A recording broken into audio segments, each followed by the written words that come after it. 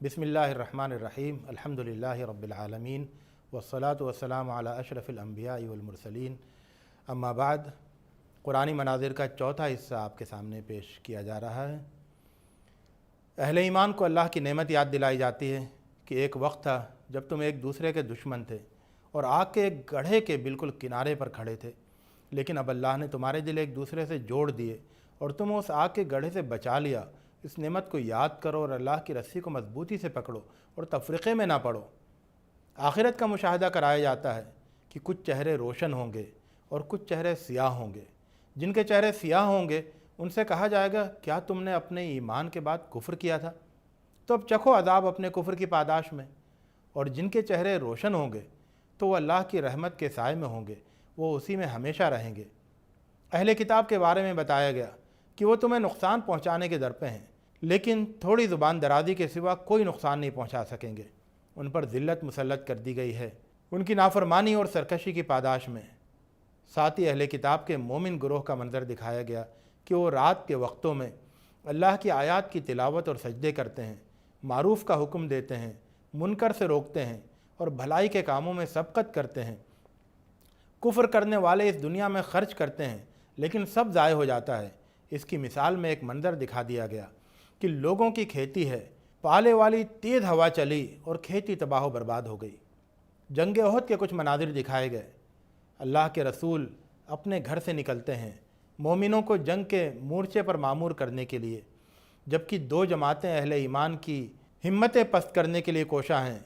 आप मोमिनों से कह रहे हैं, क्या तुम्हारे लिए काफ़ी नहीं कि तुम्हारा रब 3000 ताज़ा दम उतारे हुए फ़रिश्तों से तुम्हारी मदद फरमाए?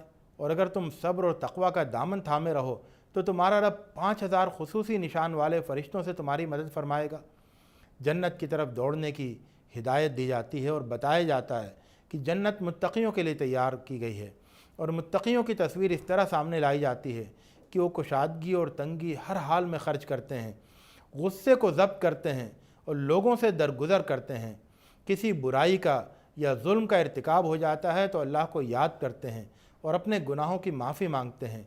जानते बूझते अपने किए पर इसरार नहीं करते हैं। जंग ओहद में कुछ ज़ख्म आए तो तसल्ली की खातिर कुछ गुज़रे हुए नबियों का मंजर दिखाया गया कि अल्लाह वाले नबियों के साथ होकर जंग कर रहे हैं। अल्लाह के रास्ते में उनको ज़ख्म भी लग रहे हैं, लेकिन न हिम्मत पस्त होती है, न दुश्मनों के सामने घुटने टेकते हैं। उनकी ज़ुबान पर एक प्यारी सी दुआ होती है, ए हमारे प्यारे रब, हमारे गुनाहों और हमारी अपने सिलसिले की बेइत्तेदालियों को माफ़ कर दे, हमारे कदम जमाए रख और काफिरों के मुकाबले में हमारी मदद फरमा। अल्लाह उनको दुनिया में भी नवाजता है और आखिरत में भी बेहतरीन सिले के सजावार होते हैं।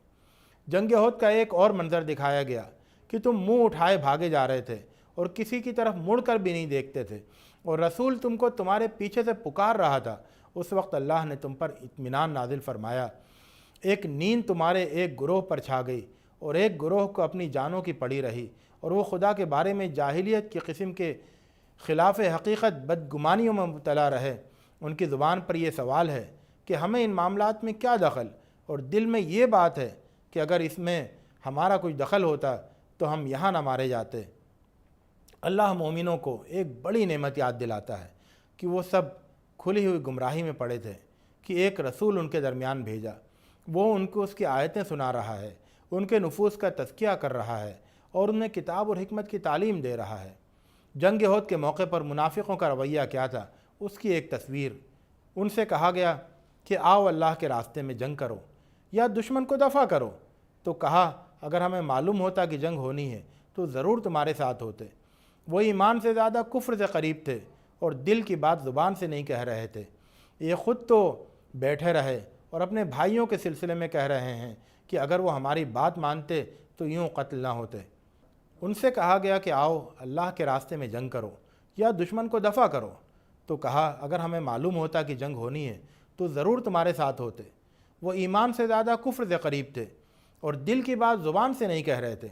ये ख़ुद तो बैठे रहे और अपने भाइयों के सिलसिले में कह रहे हैं कि अगर वो हमारी बात मानते तो यूँ कत्ल ना होते। कहा गया कि अब तुम मौत से बचकर दिखाना। अल्लाह के रास्ते में काम आ जाने वालों की एक तस्वीर कि उनको मुर्दा मत समझो, वो ज़िंदा हैं, अपने रब के पास हैं, उन्हें रिज़्क़ मिल रहा है, وہ رب کے فضل سے مالا مال ہیں اور اس پر فرحاں و شاداں ہیں، اور ان لوگوں کے سلسلے میں خوش ہو رہے ہیں جو ابھی ان سے جا نہیں ملے ہیں۔ یہاں نہ ان کو کوئی خوف ہے اور نہ کوئی غم ہے، وہ خوش ہو رہے ہیں اللہ کی نعمت سے، اس کے فضل سے کہ اللہ مومنوں کے اجر کو ضائع نہیں کرے گا۔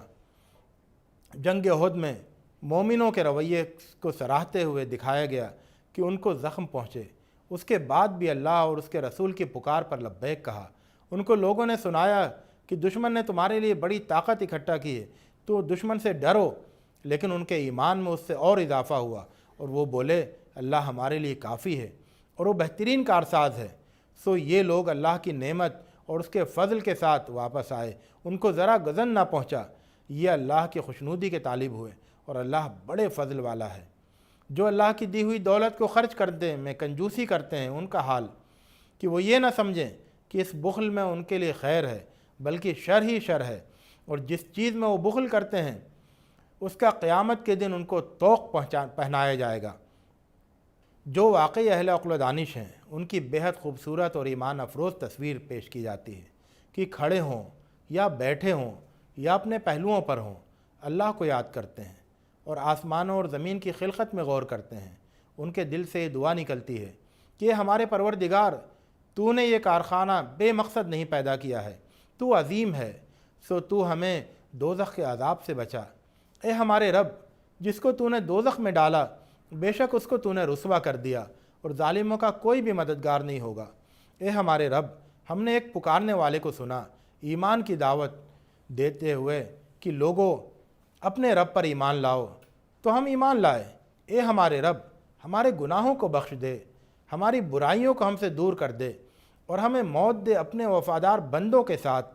اے ہمارے رب، اور ہمیں بخش وہ کچھ جس کا تو نے اپنے رسولوں کی زبانی ہم سے وعدہ فرمایا ہے، اور قیامت کے دن ہمیں رسوا نہ کیجیو، بے شک تو اپنے وعدے کے خلاف نہیں کرے گا۔ ادھر دعائیں جاری ہیں کہ ادھر سے قبولیت کا پروانہ نازل ہوتا ہے۔ ان کے پروردگار نے ان کی دعا قبول فرما لی کہ میں تم میں سے کسی عمل کرنے والے کے عمل کو ضائع نہیں کروں گا، مرد ہو یا عورت، تم سب ایک دوسرے سے ہو۔ سو جنہوں نے ہجرت کی اور جو اپنے گھروں سے نکالے گئے اور ہماری راہ میں ستائے گئے اور لڑے اور مارے گئے، سو ان سے ان کے گناہ دور کر دیں گے اور ان کو ایسے باغوں میں داخل کریں گے جن میں نہریں جاری ہوں گی، یہ اللہ کے پاس سے ان کا بدلہ ہوگا۔ بتایا گیا کہ کافروں کی چلت پھرت تو 4 دن کی چاندنی ہے، پھر ان کا ٹھکانہ جہنم ہے۔ اس کے بعد اللہ سے ڈرنے والوں کے انجام کی منظر کشی کی گئی کہ ان کے لیے ایسے باغ ہوں گے جن کے نیچے نہریں بہتی ہوں گی، وہ اس میں ہمیشہ رہیں گے، وہ اللہ کی میزبانی میں ہوں گے۔ اللہ کے پاس اس کے وفادار بندوں کے لیے جو کچھ ہے وہ کہیں بہتر ہے۔ اس سرزمین پر انسانوں کو کیسے بسایا گیا؟ کہا گیا کہ اللہ نے تم کو تن تنہا پیدا کیا، پھر تمہاری جنس سے تمہارا جوڑا پیدا کیا، اور ان دونوں سے بہت سارے مرد اور عورتیں پھیلا دیے، اس لیے اپنے رب کا تقوی اختیار کرو۔ جو لوگ یتیموں کا مال ہڑپ کر ان پر ظلم کرتے ہیں، ان کا انجام دکھایا گیا کہ وہ اپنے پیٹ میں آگ بھر رہے ہیں اور آئندہ انہیں دوزخ کی آگ میں پڑنا ہوگا۔ وراثت کے احکام بتا کر کہا گیا کہ اللہ کی متعین کی ہوئی حدیں ہیں، اور جو اللہ اور اس کے رسول کی اطاعت کریں گے، اللہ ان کو ایسے باغوں میں داخل کرے گا جن میں نہریں جاری ہوں گی، ان میں وہ ہمیشہ رہیں گے، اور جو اللہ اور اس کے رسول کی نافرمانی کریں گے اور مقرر کردہ حدود سے تجاوز کریں گے، ان کو ایسی آگ میں داخل کرے گا جس میں وہ ہمیشہ رہیں گے۔ توبہ کے سلسلے میں انسانوں کے یہاں 2 رویے پائے جاتے ہیں، دونوں کی منظر کشی کی گئی۔ توبہ کرنے کا ایک منظر یہ ہے کہ جہالت سے مغلوب ہو کر برائی کا ارتکاب کر بیٹھے، پھر جیسے ہی ہوش آیا فوراً توبہ کر لی، اللہ ان کی توبہ قبول کرتا ہے۔ دوسرا منظر یہ ہے کہ برابر برائی کرتے رہے، یہاں تک کہ جب موت سر پر آن کھڑی ہوئی تو بولے کہ اب توبہ کرتے ہیں، اللہ ان کی توبہ قبول نہیں کرتا ہے، اور نہ ان کی جن کی موت کفر کی حالت میں آ جائے۔ آئیے ہم بھی دعا کریں، اے ہمارے رب، ہم نے ایک پکارنے والے کو سنا، ایمان کی دعوت دیتے کہ لوگوں اپنے رب پر ایمان لاؤ، تو ہم ایمان لائے۔ اے ہمارے رب، ہمارے گناہوں کو بخش دے، ہماری برائیوں کو ہم سے دور کر دے، اور ہمیں موت دے اپنے وفادار بندوں کے ساتھ۔ اے ہمارے رب، اور ہمیں بخش وہ کچھ جس کا تو نے اپنے رسولوں کی زبانی ہم سے وعدہ فرمایا ہے، اور قیامت کے دن ہمیں رسوا نہ کیجیو۔ وآخر دعوانا ان الحمد للہ رب العالمین۔